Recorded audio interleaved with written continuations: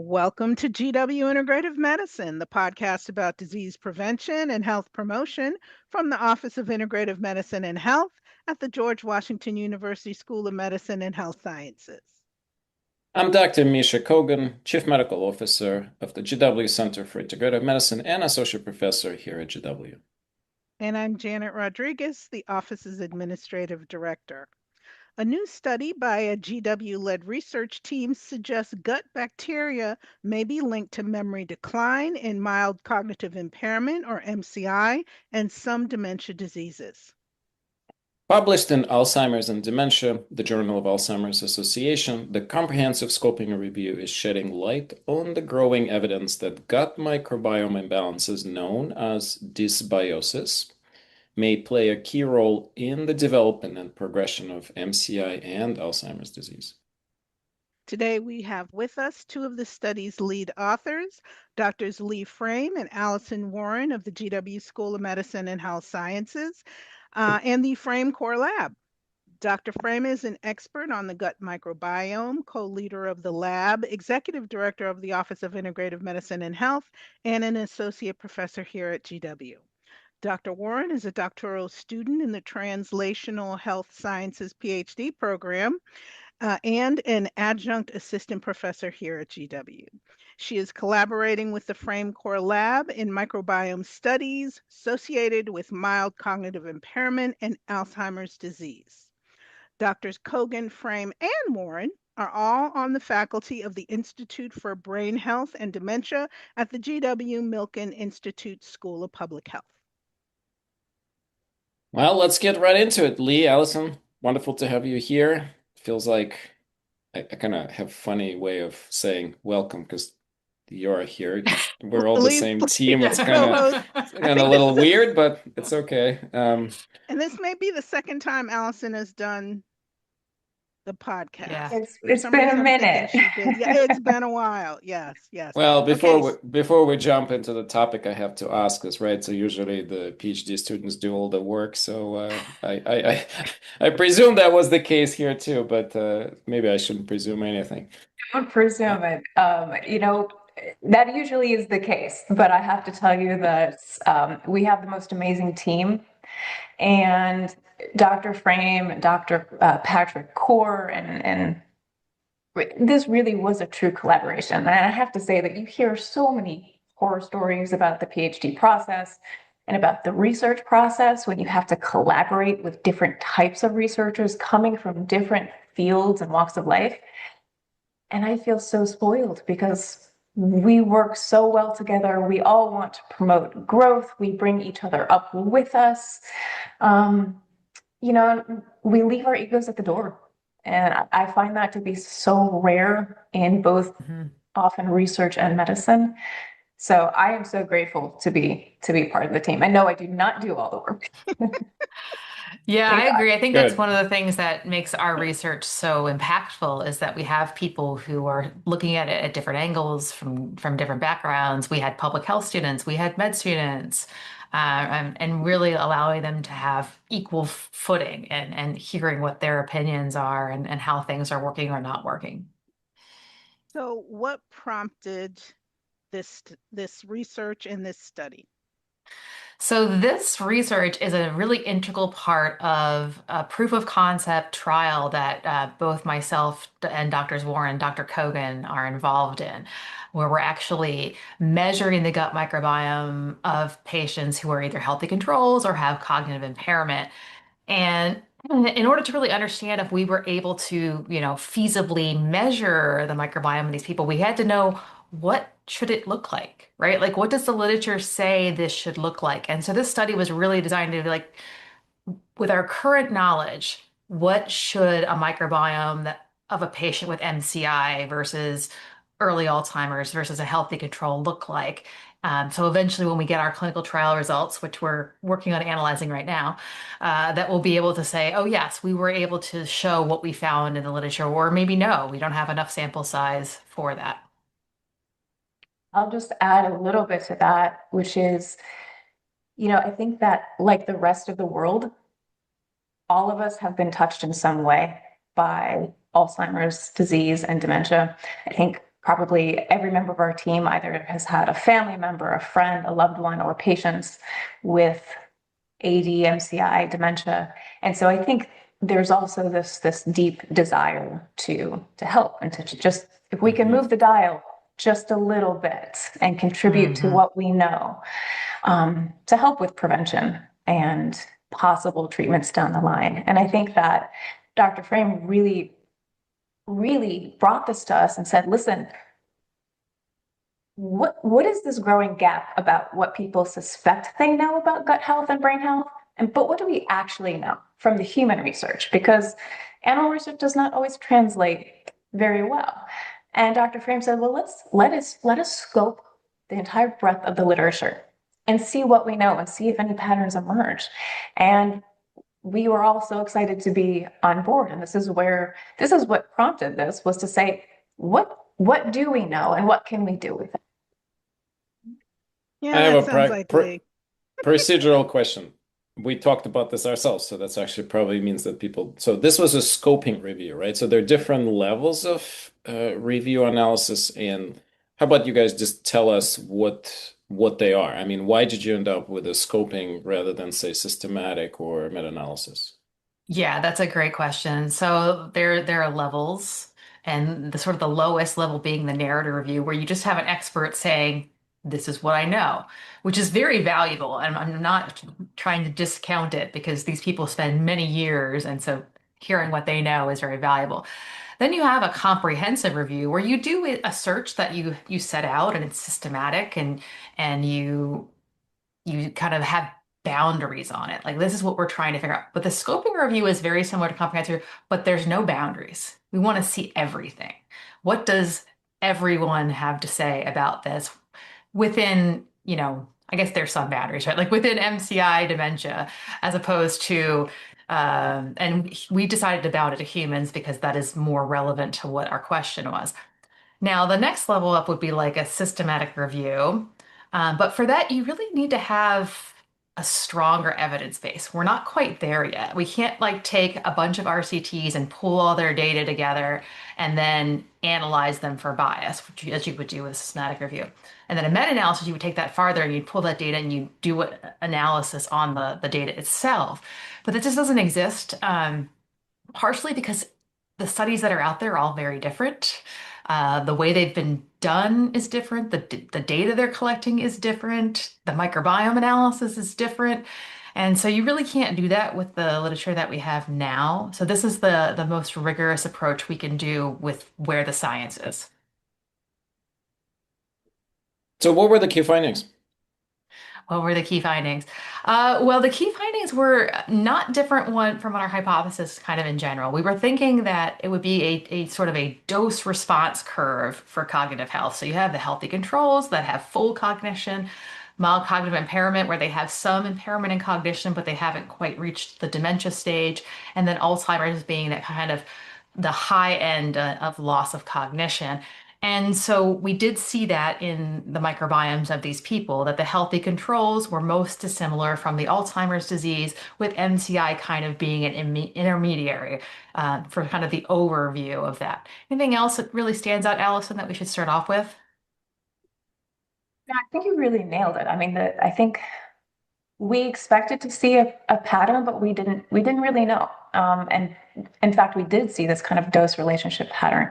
And I think the common theme here was we saw patterns of dysbiosis, meaning imbalance in the microbes of your gut, in both MCI and Alzheimer's disease, which were very different from cognitively healthy controls. And we found that certain groups of bacteria were linked to inflammation and tended to be more common in certain disease states, while some bacteria that are associated with the gut and metabolic health were reduced.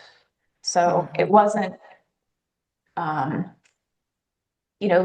guess if you want to think about good and bad microbes, I think that's actually erroneous. I'm not saying like good or bad, but it's the levels of microbes and whether they're in balance, right? So that is what's, we think, possibly driving some of the disease process. And it was really exciting that we did see these patterns. Yeah, the other thing that was really interesting, as someone who's very interested in diversity of the gut microbiome, is it wasn't necessarily driven by diversity.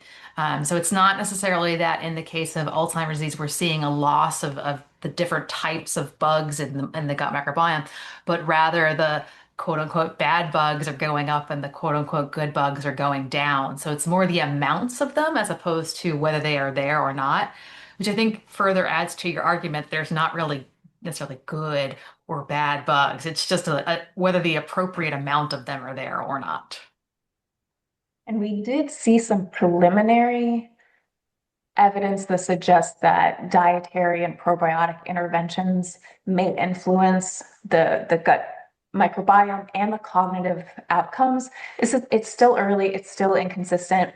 I just read another study yesterday, actually, from 2025, that are continuing these trials with probiotics. So it's promising. It's really promising. But we did find evidence that suggests that this could be an important therapeutic intervention or preventative measure. The issue is that, like Dr. Frame said, these studies are inconsistent. So we need a little bit more rigor in future trials so we can have more concrete evidence to suggest how we can translate it into clinical advice. Yeah, and I would add that's not a critique necessarily of the research that's been done. It's more of a statement of where the field is, right? We're in those early stages where you're having small studies with small budgets. And so you're doing the best that we're doing this with our own study, right? We're doing the best that you can with the money that you have. And I know that there are researchers out there who would love to do bigger, stronger studies, but we're not there yet to get that level of funding. I think we're getting close, and I hope that this study will actually really help other people make the argument that, look, there's something here, and it's worth funding to actually do a robust study. Such a good point. Absolutely. So I just realized something. I think we need to go deeper into term dysbiosis and talk a little bit about what's normal, what's abnormal, right? Because I think, first of all, by the way, I'm not afraid of saying this, there's still a lot of sort of pushback on this term. There's a lot of clinicians Oh, saying, oh, yeah. that such a thing doesn't exist. So I think let's clarify that to our listeners first, right? I mean, we believe that dysbiosis is real. We clinically observe it. We know it exists. We test for it routinely. We treat it in well, at least in our center. I don't know about other people. But so let's jump right into that first. Yeah, that's a really good question. And if you look at what the definition of dysbiosis is, of course it's real, because it just means it's an abnormal gut microbiome. So if there are Hmm. normal gut microbiomes, then there have to be abnormal gut microbiomes.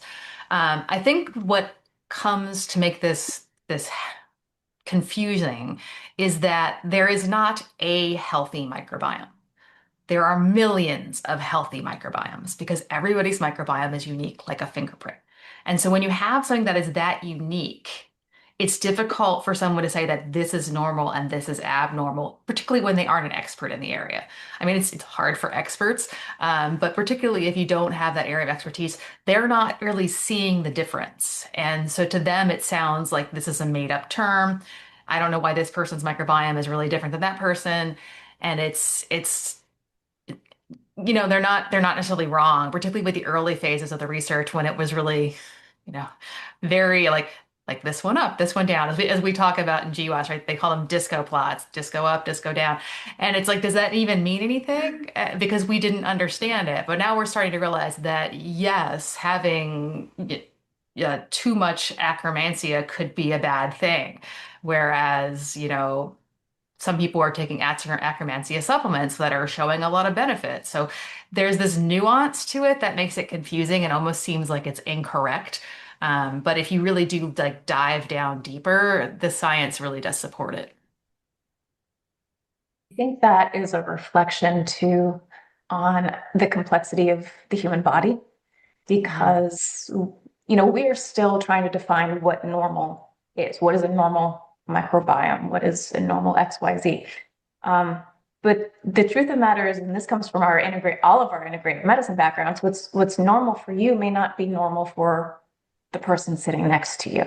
So it's Hmm. highly individualized. And this is where things like integrative medicine and precision medicine are looking more with a scrutinizing eye to say, this is normal for you. This is how you metabolize drugs. This is how your body metabolizes a grain versus somebody from perhaps a different country with different genetics and a different lifestyle. So to try to define normal is perhaps even a grandiose endeavor in many ways. Yeah, I agree with that wholeheartedly. Yeah, but we still have to try, right? Because if we think that, I don't know, majority of American gut microbiomes are no longer optimal, um, trying to redefine what optimal is or was rather, and trying to restore it And is, optimal is for what, too, is the other question, that's right? Like we that's a could say key we should question. all have the same microbiome of the Hadza, but like we don't live the same life as the Hadza. So perhaps Yep. that's not actually ideal. Right, right. And moreover, I mean, we also know that we're continuously adding all new antibiotics and all new chemicals that are toxic to our microbiome. And with that in mind, how do you even try to achieve such goal? I mean, it's probably not even physiologically possible at this point. Right. You just want to have as resilient a microbiome as possible. So that way, whatever you're exposed to, it hopefully bounces back. But I think we can see trends and patterns with different disease states that help inform us about what is Mhm. optimal and what is not. And I think that is that's been really informative to a broad array of microbiome research, not just with Alzheimer's disease and dementia, but cardiovascular disease and inflammatory bowel diseases, for example. Mhm. Yeah, and I think that our paper found hallmarks that can be used. For instance, there was no genera that were uniquely shared between Alzheimer's disease and healthy control, which means that there is a really defining difference between those two, with MCI being somewhere in the middle. And so we can find these little hallmarks of this person has dysbiosis, then it allows us to not necessarily say this is normal versus this is abnormal, but like it's a red flag, and now you use your clinical judgment, right? Now you say, oh, is this person really at risk for dementia?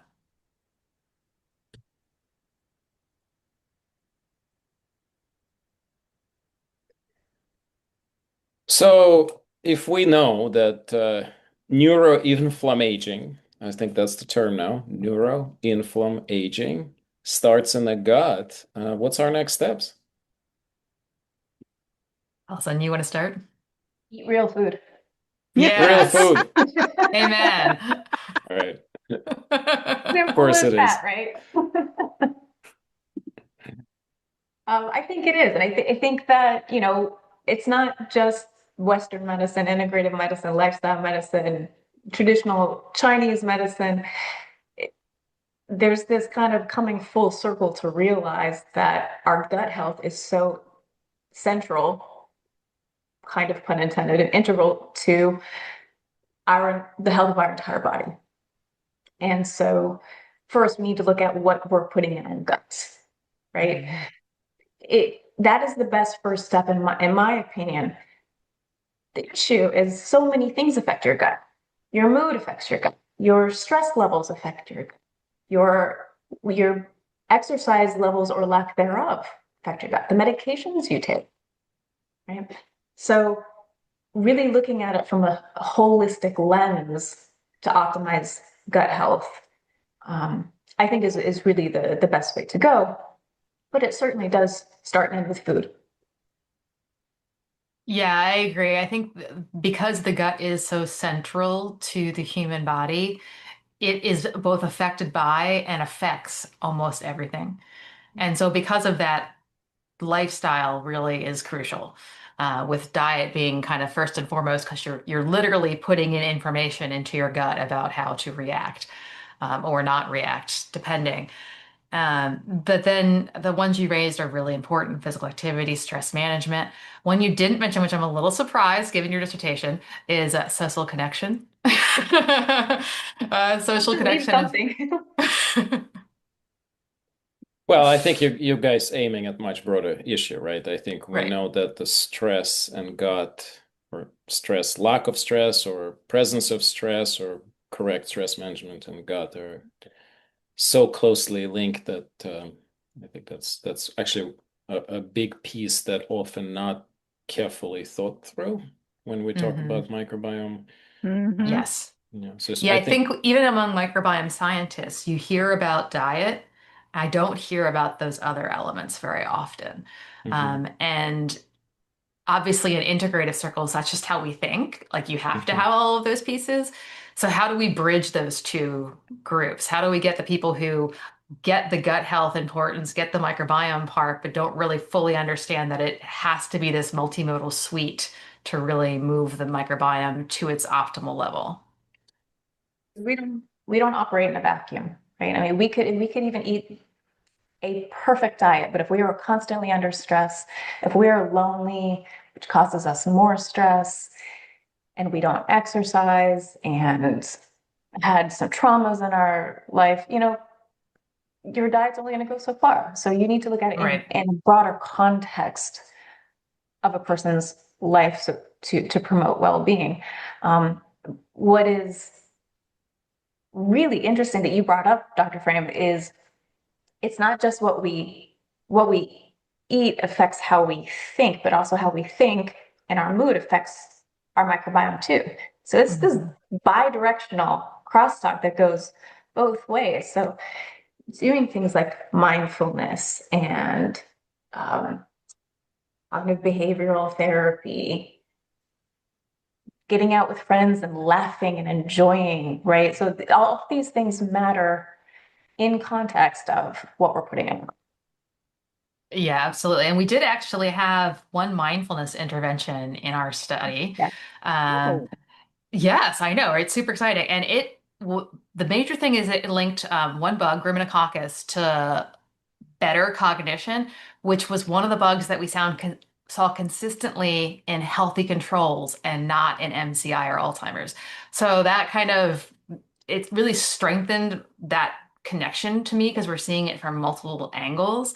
So perhaps that's a particular bug that we can zoom in on and say, okay, how do we increase ruminococcus? And I don't know if you know anything about ruminants, but I bet you could guess one of the main things you can do is increase your fiber intake.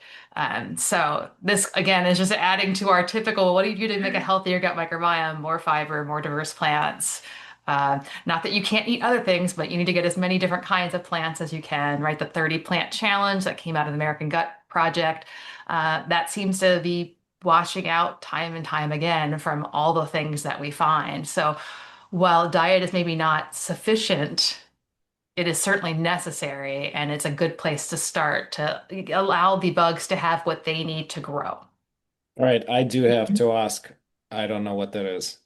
What is that 30 vegetables? What? Oh, really? Um, Yeah.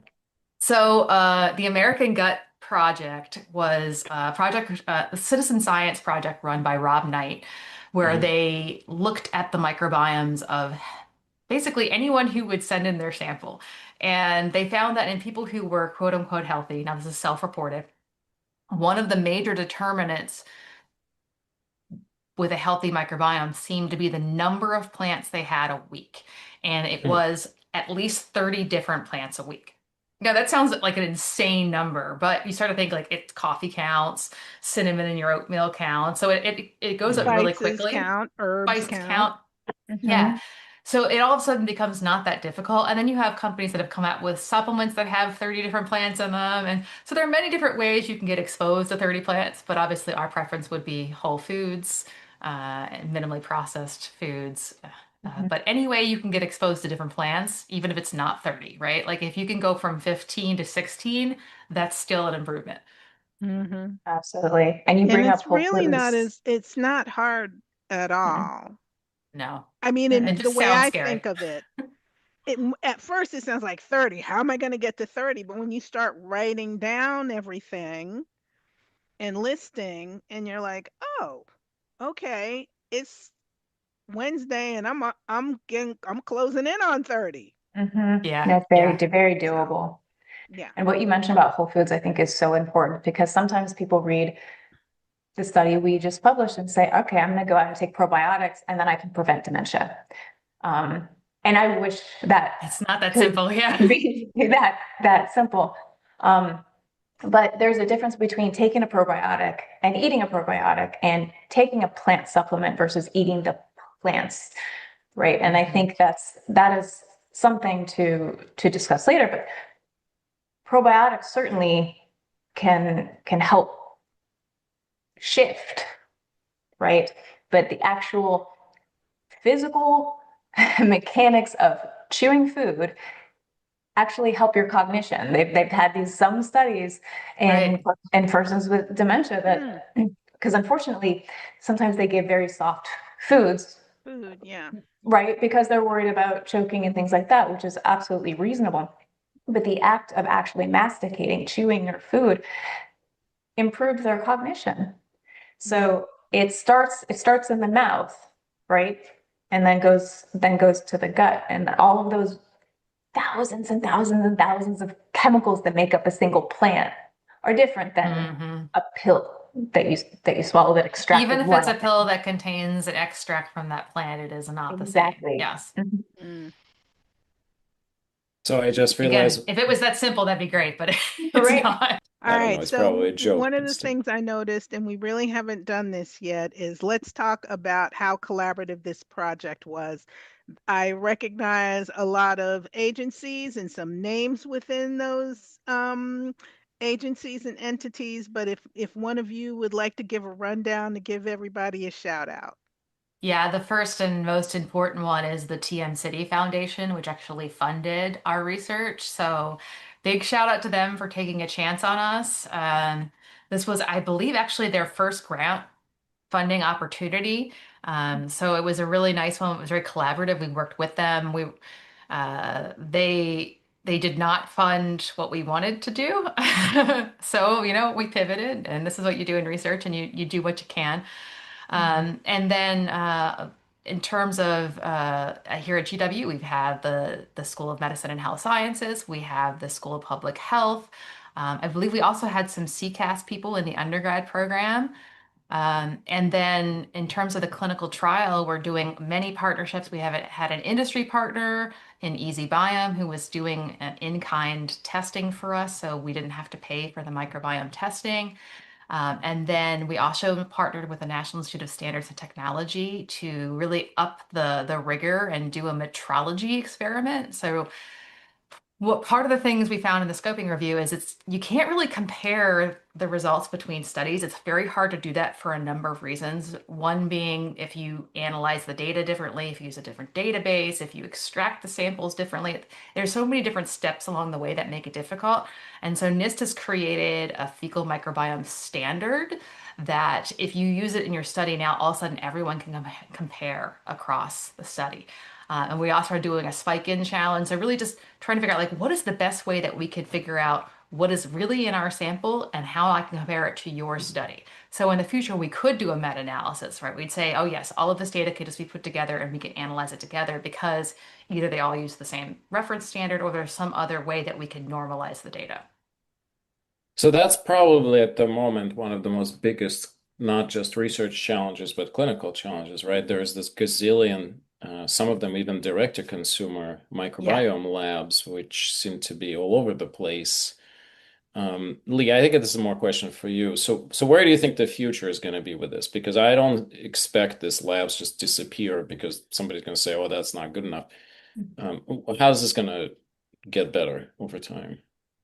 Yeah, so it's challenging because even if you have the best lab, if they use two different methods, you're going to get a different result.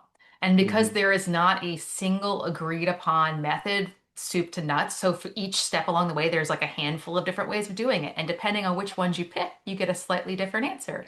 But even if you actually use all the same ones and now you have data and you analyze it with a different database or a different platform, you can still get different answers. And so it's not always that anyone's doing something wrong. It's just that depending on what your choices are you make that are maybe defensible and evidence-based, you're going to get slightly different answers. They're just slightly biased in one way or another. So it's essentially that we need to have an absolute 100% ground truth, but we just need to know what the bias is, and either that our data is the same bias, and so we can put it together, or how we can correct for that bias to sort of understand that yes, we actually do have 3% akkermansia, or no, it's actually 5 or 15%, right? Whatever those details are actually real. And once we could get to that level of understanding, then I think a lot of these other things are going to kind of wash out because it's really this variability, right? What's done in the literature, there's a variability. Then the different direct-to-consumer products, they're using different methods, so there's more variability.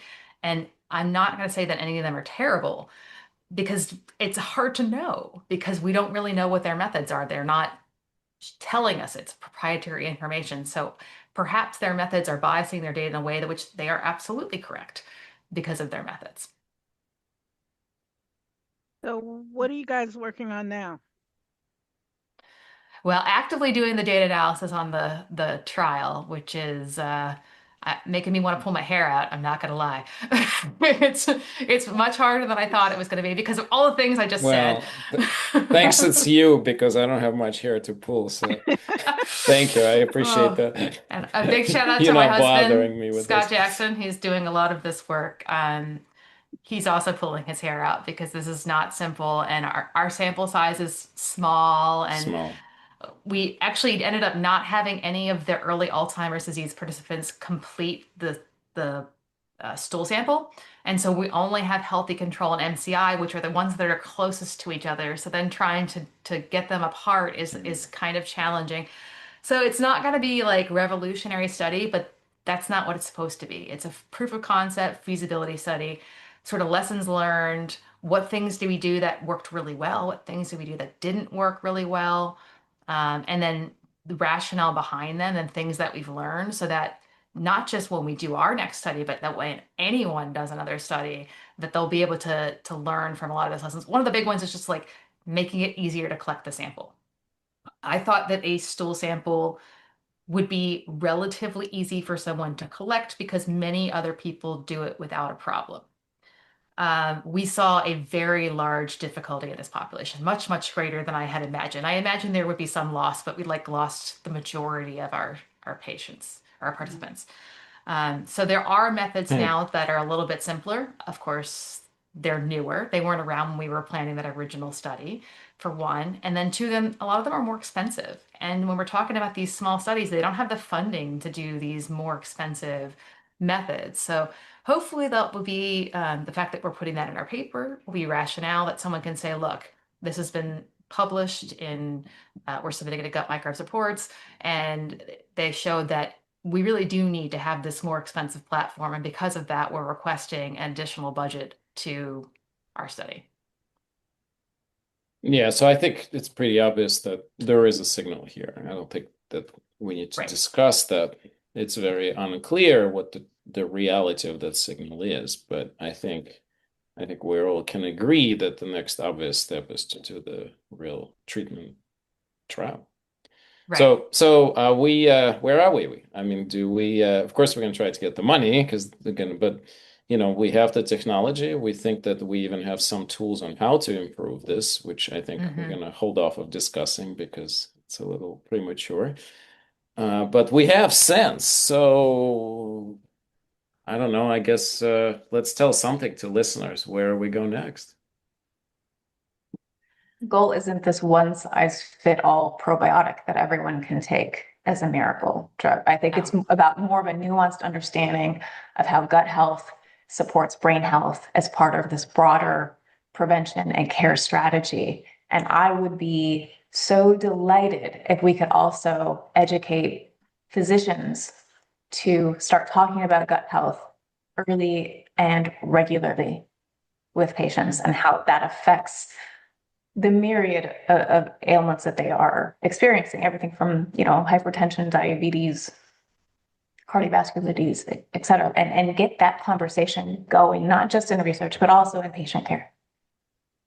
Yeah, I agree wholeheartedly. And then they need the tools. They need to be empowered to be able to do that. So they need the tools, which includes education about nutrition, which is a soapbox I've been standing on for many, many years. But just some foundational understanding of nutrition so that clinicians are not afraid to have that conversation. Because if you feel like you don't have the knowledge, you feel like a phony or a fraud. And of course, you're not going to talk to your patient about that. So I hear a lot of times from RDs like, oh, they should send them to us. Like, yeah, they should send them to you, but they need to know it's important first, right? That's why they need to have this basic education to know nutrition's important and to not be afraid to start that conversation with their patients and then refer them for more in-depth care with the hope that their insurance might cover it. Mhm. Well, maybe the new guidelines, dietary guidelines that actually have a whole box. That's a first thing they actually say, gut That's right. microbiome is important. So That is a maybe big that. first step in that direction, right? Because everyone is going to see that in the field and realize that, oh, there's something to this. I'm so glad you mentioned tools, Leigh, because physicians, they simply won't have the conversation if they are not equipped with tools and resources and referral pathways. So that's a really, really crucial part of this entire endeavor as well. Yeah. And everybody else, that's going to be part of Allison's dissertation. So we'll hear more about the importance of tools and implementing things in the clinic. Stay tuned. Thank Well, you. I think that's all the time we have for today. Alison, Leigh, thank you so much for joining us. Thank you for Yeah, having thank me. you for having us. It's been our pleasure. This is the GW Integrative Medicine Podcast from the GW Office of Integrative Medicine and Health. I'm Dr. Misha Kogan. And I'm Janet Rodriguez. Thanks for listening. Good. Excellent. Yay. That was Nailed one fun. more. It Yeah, was. we're getting so good at this.